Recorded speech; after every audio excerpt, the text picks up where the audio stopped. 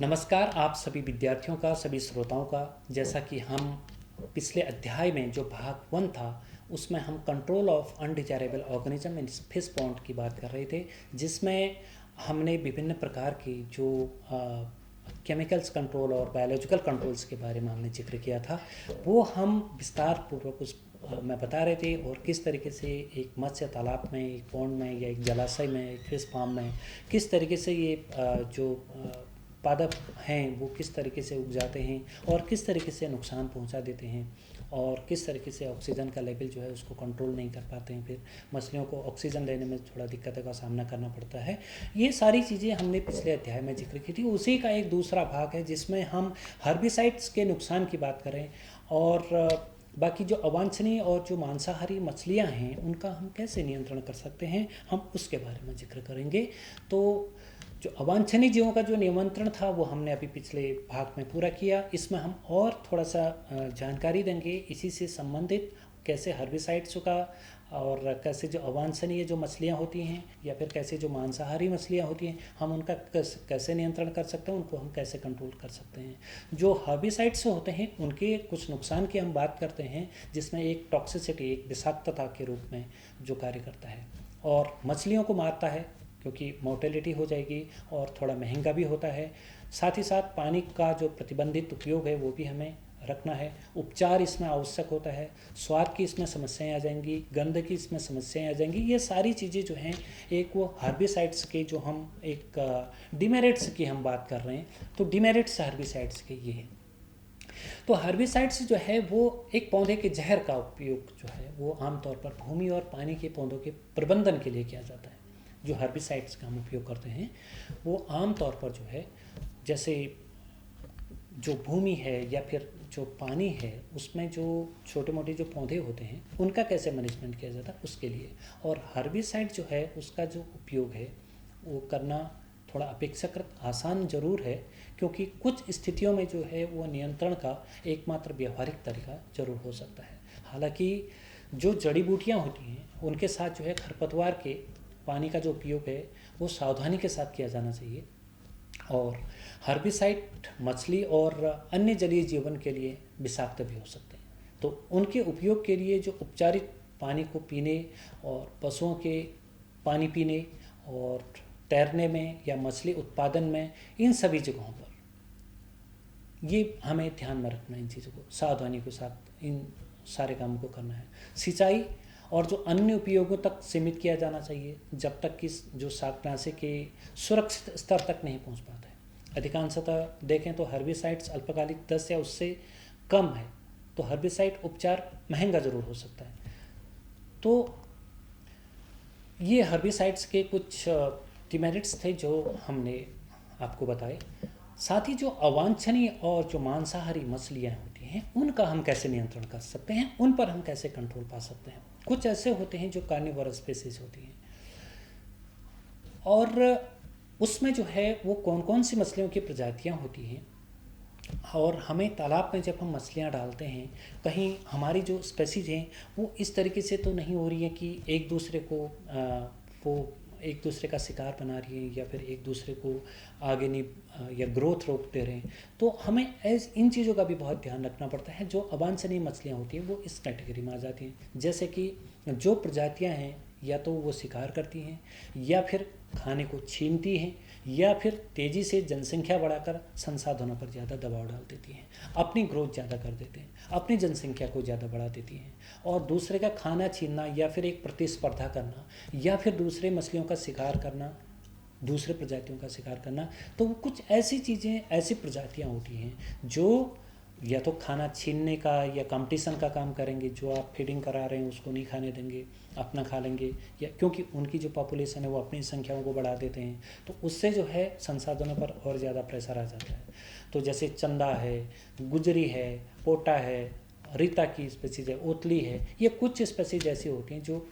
थोड़ा सा अवांछनीय मछलियों की कैटेगरी में आ जाती हैं। और जो मांसाहारी मछलियाँ होती हैं जैसे नोटोप्टेरस है, वॉल्गो है और चील मछली है, ये थोड़ा मांसाहारी मछलियाँ होती हैं जो इस तरीके से शिकार करने लग जाती हैं। और हमें इन पर भी ध्यान रखना पड़ता है, हमें इन पर भी नियंत्रण रखना पड़ता है, क्योंकि ये एक ऐसी कैटेगरी हो जाती है जो अंदर ही अंदर जो है हमें एक तो हमारे संसाधनों पर प्रेशर आता है, दूसरा फिर खाने का कंपटीशन हो जाता है, तीसरी बात फिर जो एक दूसरे जो हम मछलियों को खाना दे रहे हैं उसमें जो ग्रोथ होनी है वो खाना, और जिस तरीके से हम उनको एक बैलेंस डाइट का हम उपयोग करते हैं तो उसका उपयोग नहीं होने देते हैं। और या फिर जो जिन मछलियों को हम कल्चर के रूप में ला रहे हैं या फिर उनको खा लेंगे तो उससे हमारी जो है मछलियों में नुकसान आ जाएगा, तो इनको भी हमें एक भाग में कंट्रोल करना होता है। जो इनके हम दुष्प्रभाव की बात करते हैं उसमें अगर देखें तो जो उभय मछलियों का जो शिकार कर उत्पादन कम करना, उर्वरक और आहार की बर्बादी करना, और संक्रमण और बीमारियों के वाहक के रूप में होना, तो जो ये अवांछनीय रूप से जो चीज़ें हैं हमारे तालाब में जो ऑर्गेनिजम्स हैं, इनके जो दुष्प्रभाव अगर हम देखें, या फिर जो अभी हमने जो पिछले स्लाइड में बात करी थी कि जो अवांछनीय और जो मांसाहारी मछलियों का जो नियंत्रण होना चाहिए, इनके जो दुष्प्रभाव होते हैं वो एक तो मछलियों का शिकार करके उत्पादन को कम करते हैं, क्योंकि जो हमने एक्सपेरिमेंटली अगर हम बात करें या कल्चर के लिए हम बात करें, हमने जो अपने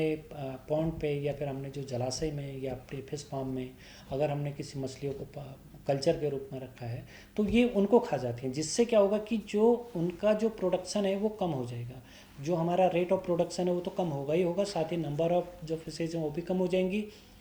और इस तरीके से फाइनली जो हम एक सस्टेनेबल तरीके से जो एक्वाकल्चर का काम करना चाह रहे हैं वो नहीं हो पाता। साथ में जो फर्टिलाइजर्स हैं, जो उर्वरक हैं और जो आहार उनका है उसकी भी बर्बादी होती है, क्योंकि हम इतना मात्रा में भोजन का हम बर्बादी कर रहे हैं क्योंकि वो उन तक नहीं पहुंच पा रहा है। साथ में जो संक्रमण है, जो इन्फेक्शन है, जो बीमारियां हैं, ये उनके भी एक वाहक के रूप में कार्य कर जाते हैं। तो नियंत्रण की कुछ विधियां इसमें हमारे होती हैं, हम इनको कैसे कंट्रोल कर सकते हैं। जैसे तालाब की हमने एक अध्याय में, पिछले अध्याय में हमने बताया था कि हम तालाब की जब हम तैयारी करते हैं, जब एक तालाब का निर्माण करते हैं तो हम किस तरीके से उसका निर्माण करेंगे, उसका ढलान किस तरीके से बनाया जा सकता है, और सूर्य के प्रकाश की जो सनलाइट है उसके लिए हम किस तरीके से उसमें मैनेजमेंट करते हैं, डायरेक्शन उसका क्या होना चाहिए। जैसे पूर्व ईस्ट टू वेस्ट डायरेक्शन में हमने उसमें बताया था कि जो हवा का जो प्रवाह होता है उस हवा के प्रवाह से जो है उसमें जो डिजॉल्व ऑक्सीजन की मात्रा होती है वो बढ़ती है, जिससे जो है मछलियों में जो ऑक्सीजन कैरिंग कैपेसिटी है वो भी बैलेंस रहती है, जिससे डिजॉल्व ऑक्सीजन की अमाउंट भी बैलेंस रहती है। तो तालाब की जो तैयारी करते हैं उस समय की जो कुछ उपाय हैं जिनसे हम इन खरपतवारों पर भी और अवांछनीय जो ऑर्गेनिज्म है इन पर भी नियंत्रण कर सकते हैं। तो जिस समय बना रहे होते हैं तालाब को तो सूर्य प्रकाशित जो सुखाई है, सन ड्राइंग होना चाहिए, जल को निकाल कर जो तल है उसको पूरी तरह हमें सुखाना पड़ता है ताकि ये उसमें ना उग सके। तो ये उस इनिशियल स्टेज पर जब हम तालाब बना रहे होते हैं उस समय तैयारी करनी पड़ती है हमें इन चीज़ों से, ताकि भविष्य में हम इन चीज़ों से बच सकें। जैसे सैंड लाइम का क्विक लाइम जो है उसका हम उपयोग करते हैं, जिसमें 300 से लेकर के 400 किलोग्राम प्रति हेक्टेयर तक में हम इसका इस्तेमाल करेंगे, और रोटिनॉन का इस्तेमाल करेंगे, जिससे जैविक जो एक बायोलॉजिकल टॉक्सिक जो है उसमें लगभग 2 से 4 ppm पर जो अवांछनीय मछलियों को मारने के लिए उसका हम रोटिनॉन का इस्तेमाल करेंगे। ब्लीचिंग पाउडर का इस्तेमाल करेंगे 25 से 30 किलोग्राम प्रति हेक्टेयर के रूप में, 30% उपलब्ध क्लोरीन के साथ उसका उपयोग किया जाएगा। तो ये ब्लीचिंग पाउडर अपना काम करेगा। ये तालाब जब हम जिस समय बना रहे होते हैं तो उस समय ये सारी चीज़ें हमें जो है प्रिपेयर करनी पड़ती हैं। जैसे हम अपना मकान बनाते हैं या कोई इस तरीके से कार्य करते हैं या लकड़ी का हम काम करते हैं तो हमें उस पर जो है जैसे एंटी टर्माइट्स है उनका इस्तेमाल करना पड़ता है, उनका छिड़काव करना पड़ता है, तो जिससे भविष्य में जो उसका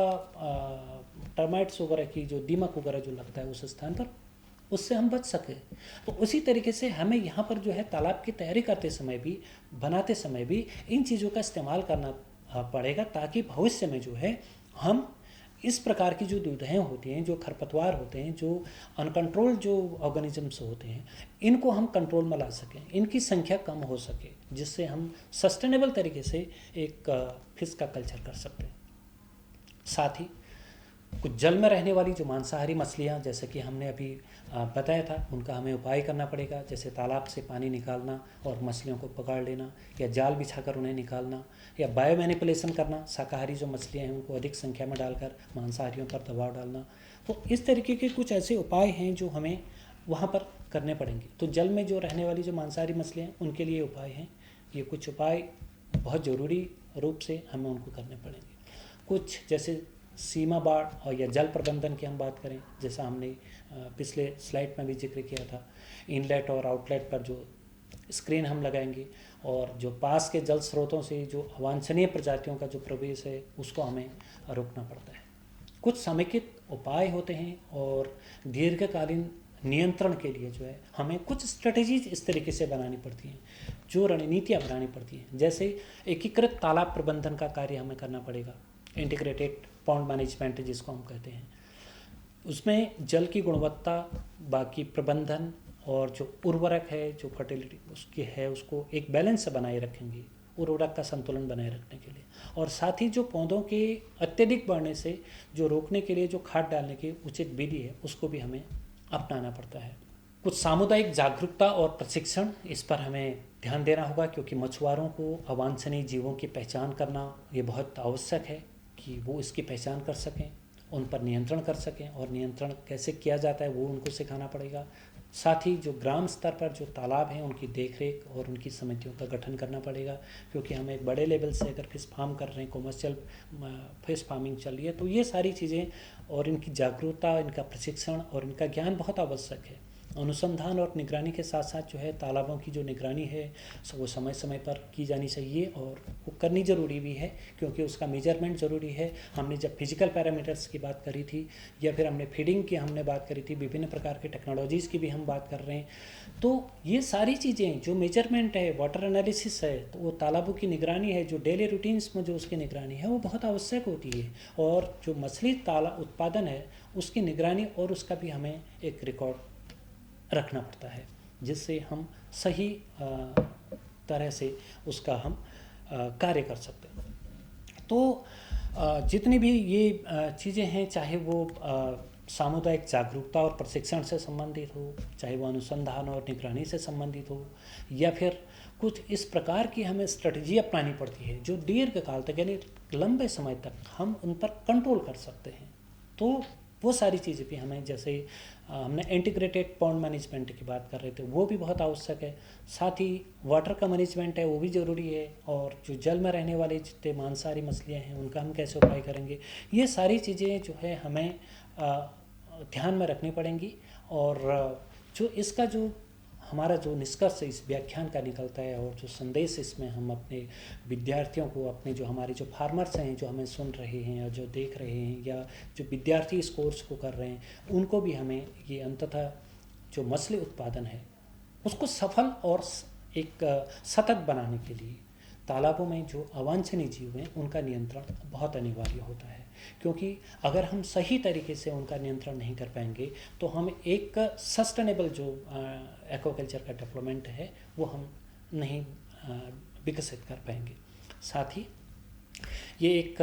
तकनीकी कार्य नहीं है, बल्कि जो नियमित देखरेख है, जागरूकता है, सामूहिक प्रयास की जो मांग करता है, क्योंकि एक व्यक्ति ही इसमें प्रायः नहीं कर सकता है, इसमें सामूहिक रूप से हमें देखना पड़ेगा और नियमित रूप से उसकी देखभाल करनी पड़ेगी, नियमित रूप से उसके हमें डेटा मेंटेन करना पड़ेगा, प्रोडक्शन का डेटा मेंटेन करना पड़ेगा, और ग्रोथ का डेटा मेंटेन करना पड़ेगा, लेंथ वेट का डेटा मेंटेन करना पड़ेगा। साथ ही साथ जो है हमारे पानी में, हमारे तालाब में, जलाशय में जो पानी की, जो वाटर की जो क्वालिटीज़ होंगी, उसमें चाहे पीएच हो गया, चाहे डीओ हो गया, CO2 का है, और टेम्परेचर का है, बाकी नाइट्रेट और नाइट्राइट की क्या भूमिका है, और अमोनिया का क्या उसमें रीडिंग है, ये सारी चीज़ें हमें डेली रूटीन में जो है नोट करनी पड़ेंगी कि कितना ऊपर नीचे इसका बैलेंस जा रहा है। साथ में जो जलीय खरपतवार हैं जिनके हमने आज के इस व्याख्यान में खासकर जिक्र किया था, उनको और मांसाहारी मछलियों को नियंत्रित कर हम बेहतर से एक बेहतर उत्पादन कर सकते हैं, स्वस्थ जो मछलियां हैं उनका हम उत्पादन कर सकते हैं, और आर्थिक लाभ भी उसमें हम ले सकते हैं, जिससे हम एक सस्टेनेबल एक्वाकल्चर की तरफ उसमें हम पहुंच सकते हैं। क्योंकि जितनी चीज़ों को हम उसमें कंट्रोल करेंगे, चाहे वो वाटर के पैरामीटर्स को कंट्रोल करें या फिर अवांछनीय किस ऑर्गेनिज्म है उनको हम कंट्रोल करें या फिर मांसाहारी मछलियाँ उनको कंट्रोल करें, तो ये सारी चीज़ें हम जितने अपने कंट्रोल पर लाएंगे उसी तरीके से हम अपने इस व्यवसाय को हम बेहतर बना सकते हैं। हम अपने व्यवसाय में इस मछलियों का जो उत्पादन है उसको बेहतर बना सकते हैं, मछलियाँ हमारी स्वस्थ हो सकते हैं, ताकि हमें जो रोगों को इलाज करने की जो एक संभावना जहाँ तक पहुँचती है तो वहाँ तक जो है हम ना पहुँच पाएँ, उससे पहले कि हम उसको एक कंट्रोल की स्थिति में ला सकते हैं, तभी जा कर के हम इस टेक्नोलॉजी का भी फ़ायदा ले सकते हैं और विभिन्न प्रकार की जो इकोनॉमिक जो हमें बेनिफिट उससे मिलने हैं वो हम इकोनॉमिक बेनिफिट भी वहाँ से ले सकते हैं और इस तरीके से हम एक सस्टेनेबल एक्वाकल्चर का डेवलपमेंट कर सकते हैं। धन्यवाद।